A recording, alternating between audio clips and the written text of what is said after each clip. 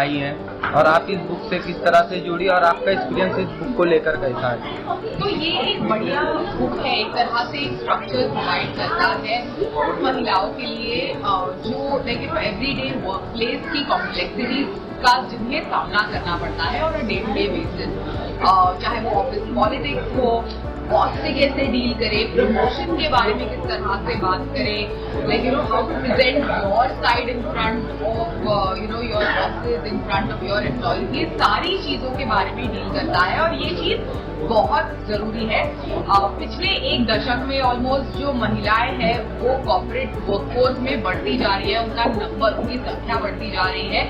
तो इन चीजें जो पहले हमें बहुत छोटी लगती है लेकिन उसके कॉर्पोरेट वर्कफोर्स में और कॉर्पोरेट लाइफ में बहुत ज्यादा मायने हैं, तो उन चीजों के साथ कैसे टैकल करें, कैसे टैक्टफुली उन चीजों को संभाले एंड देन अपने कदम इस कॉर्पोरेट वर्ल्ड में आगे बढ़ाए, इसके लिए ये एक बढ़िया गाइड है, महिलाओं की काफी मदद करेगा इन बड़े इश्यूज के साथ डील करने में। मैम, आजकल लोग बुक कम पढ़ते हैं, इंस्टाग्राम, रील, तो बुक के बारे में मतलब आप जैसे आपने लाइफ में कितना घंटा या फिर कितने बुक पढ़ते हो आप? तो मेरा जो एक्सपीरियंस है कि मैं काफी बुक पढ़ती थी, जैसे आपने सही कहा, बिल्कुल अभी रील और स्क्रोलिंग में हम इतना ज्यादा बिजी हो गए हैं, तो एक तरह से बुक से हमारा जो नाता है वो छूटता गया है। लेकिन घंटों इंस्टाग्राम पे बिताने के बाद towards the end of the day आप भी महसूस करेंगे, मैं भी काफी ज्यादा महसूस करती हूँ कि वो सेटिस्फैक्शन नहीं आती।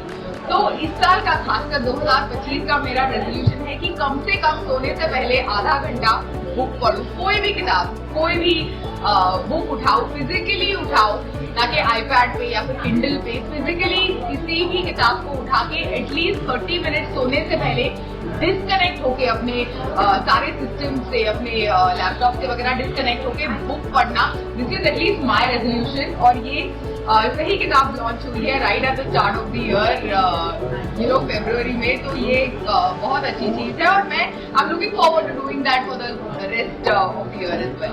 हर किसी को बुक पढ़ने के लाइफ में बुक पढ़ने से बहुत सारी चेंजेस होती है, तो इससे पढ़ने के बाद क्या चेंजेस आएगा? तो जैसे मैंने कहा कि ये जो किताब है बढ़िया स्ट्रक्चर देती है, एक अच्छी गाइडलाइन देती है उन महिलाओं के लिए जो अपनी निजी जिंदगी में और जो कॉर्पोरेट वर्कफोर्स में अपने कदम आगे बढ़ाना चाहती है।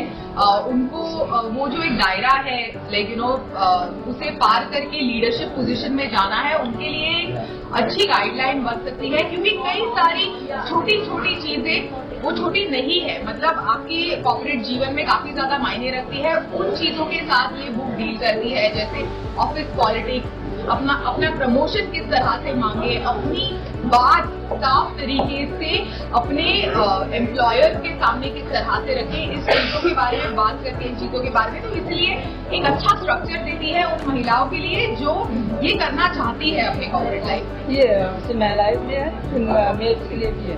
हाँ, मेल के लिए भी है, फीमेल के लिए है?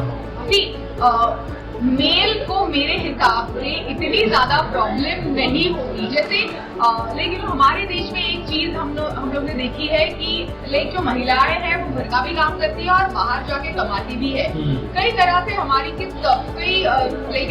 बार हमारी इस तरह की कंडीशनिंग होती है कि चुपचाप रहो, अपना काम करो, अपने आप को ज्यादा प्रमोट मत करो, अपने आप को ज्यादा पुश मत करो। अगर हमारे साथ ज्यादती भी हो रही है तो कई बार हम लोग चुपचाप रहते हैं, उसे सहते हैं। तो ये एक कई सारी चीजें इस बुक में जो डिस्कस की गई है, जैसे महिलाओं को अपना एलाय बनाए, ऑफिस पॉलिटिक्स में किस तरह से डील करे। तो ये कॉमन चीजें हैं जो both men and women they go through in a corporate life, तो दोनों शायद इसका फायदा उठा सकते हैं, लेकिन खासकर महिलाओं के लिए ये काफी एक यूजफुल गाइडलाइन है। क्या मैसेज देना चाहेंगे? अपनी आवाज जो है वो क्लियरली अपने एम्प्लॉयर्स के सामने रखें, ये एक इम्पॉर्टेंट मैसेज है।